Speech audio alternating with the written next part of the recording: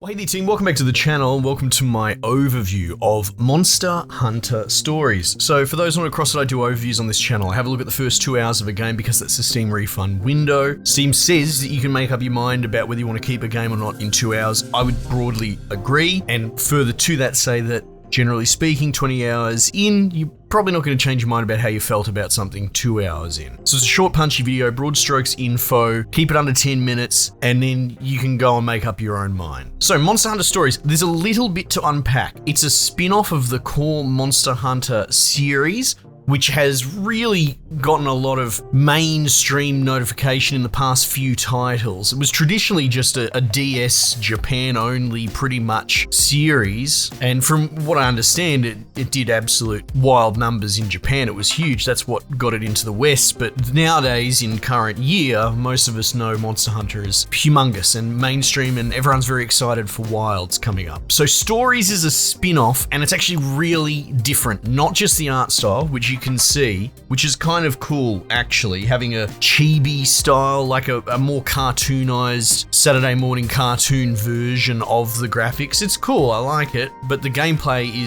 it's totally different and it is really good. So I first played Monster Hunter Stories 2, which came out on PC a couple of years ago, and I was kind of surprised.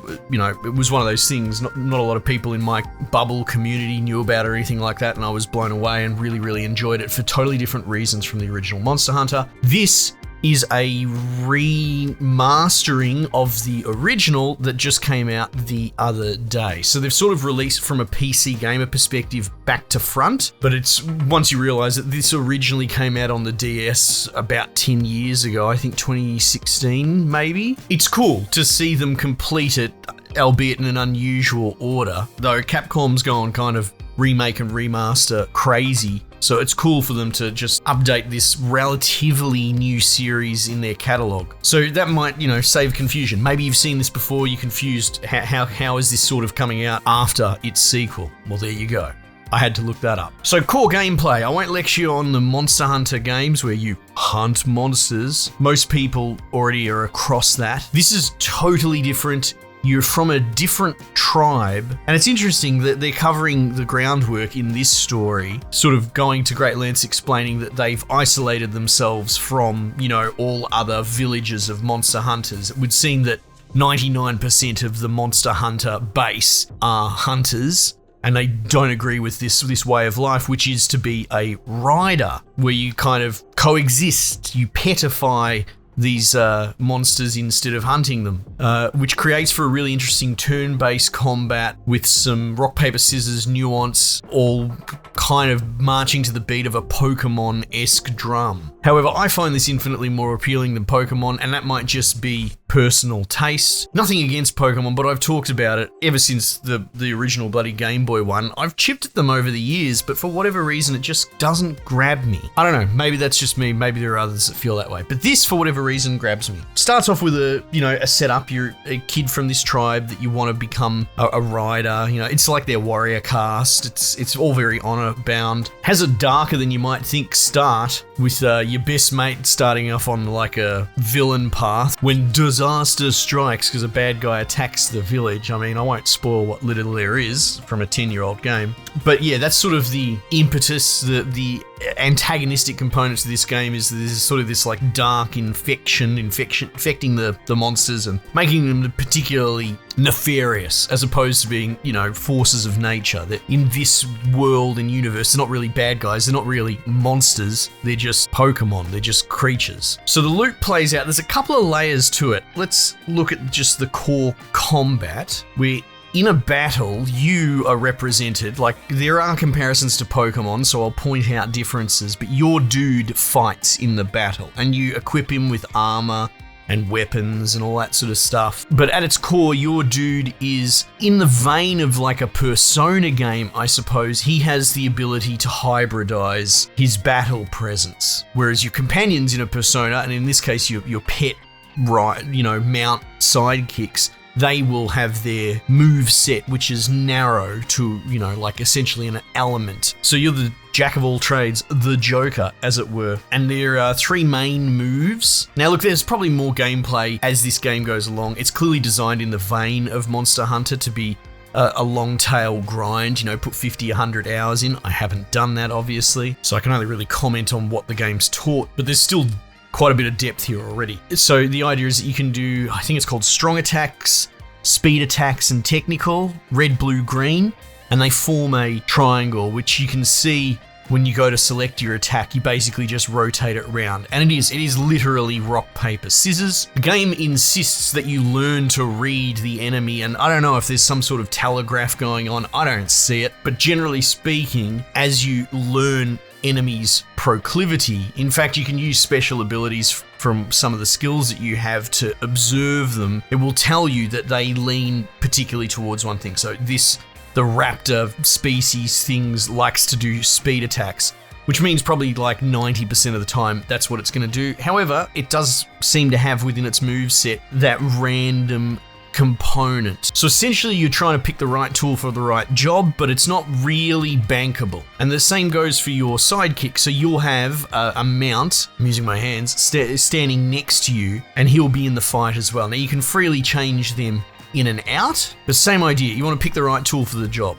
If you're versing bloody raptor dudes, which like the blue attack, the speed attack, you probably want to hit them with, I don't know, I can't remember off the top of my head, the power attack, the red attack. So that Aponos cow looking thing that's become my favorite at the moment, you probably want to put him in because he's going to lean towards those sort of attacks himself. So in a way, the enemy's autopilot attacking and choosing to attack you or your sidekick. And you can have multiple enemies in some fights. It's not just 2 versus 1 every time. Your sidekick's choosing what he wants to do, and you're trying to pick the best of both worlds. There are some skill attacks, some special attacks, but at its core, that's what you're trying to do. You're trying to hit them with the correct rock, paper, scissors. You build Kinship, which is essentially EX meter with your dino sidekick. There are some more nuances as well. So like say I pick red attack, strong attack, and the enemy picks red attack, they'll do a head-to-head where they essentially take chip damage and counter each other's attack. Further to that, if you beat them in the rock, paper, scissors exchange in the head-to-head, because bear in mind, let's set the scenario, there's me,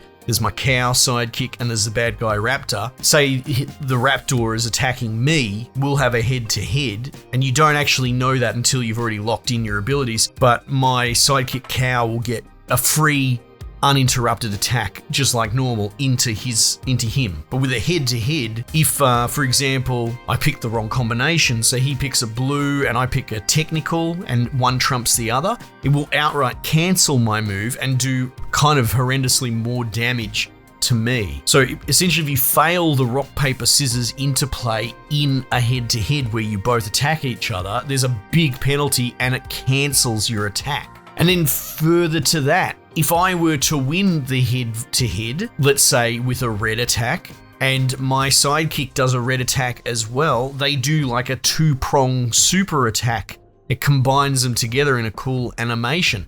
So there's that as well. So what you're trying to do is you're trying to pick the right tool, you're trying to put the right Pokemon in that also picks that same tool, you're trying to win the head-to-head, and you're trying to do it so you both pick the same color. So, it compounds very quickly. Then once your kinship meter builds up, you can jump on your horse, your dude, and you can become one unit and essentially continue with the combat system. And as long as you keep winning the head-to-heads, because it's always going to be a head-to-head because now you only have one unit, then you keep staying on your mount. But if you start losing head-to-heads, they can knock you off the mount and you lose this kind of turbo mode. You can also do like an EX attack. I don't know what else to call it. People know what I mean when I say an EX bar. And I've become incredibly fond of my Apotos cow creature, slip and slide or whatever it is. He literally charges in, slips on a banana peel in a little cutscene cutscene and just falls moaning through the air and crushes them. And it's so cool. It makes me laugh every time. So yeah, the combat is, like I said,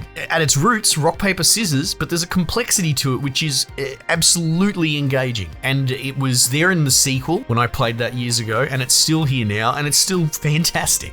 I realize I'm running on, so I'll try and keep it quick. As far as like this open world, which you sort of see in the newer Pokemons and that, so you cruise around, you start fights with monsters. Not all monsters are equal, so it has a lot of that DNA in Monster Hunter that like if you pick a fight with a particularly big bossy sort of monster, you're in for a long grind. The game seems to give you a couple of revives, so it's a bit forgiving.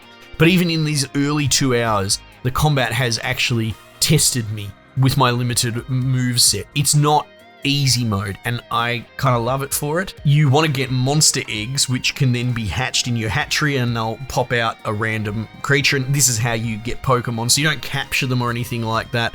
You hatch them, and to get the eggs, you have to go into like these little instance dungeons, and there's a whole mini game towards trying to generate them. So there's a particular monster that you want to get an egg for. You kind of want to fight it in the open field, force it to retreat, and then once it goes into retreat mode, its den will be generated on the map and marked, and then you can go into that den. Anyway, so it's a little mini instance dungeon, and at the end of it there's a nest, and there's a little mini game about sort of testing your luck. You can just scoop up the first egg and give it a shake, and if you want to go for another re-roll and try and be greedy with the eggs, you can, but then it will generate boss monsters that you have to fight, and then you have to run the egg out and get it out. So it's really cool. It's doing some really unusual stuff. And there's nothing wrong with the core Monster Hunter game, because if I explained that to you like you didn't know, it would be the same sort of thing.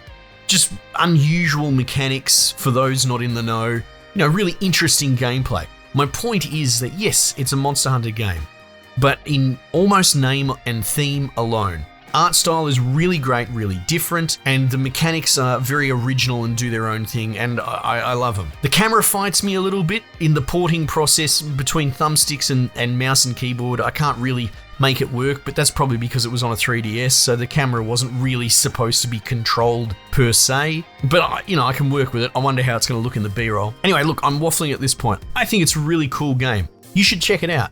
If you're looking for, something within all of those different areas that I covered, this might be for you. Even if at first blush, maybe you looked at this sort of cartoony art style and thought, no, this is just for kids or something like that, right? I mean, I don't know how you think, but my fear is that this would have difficulty finding its audience, because I think it's fantastic. So for my part, I'm shouting it out. Anyway, anything more will be waffling. Team, we might just leave it there for the time being. I'll catch you guys on the next one.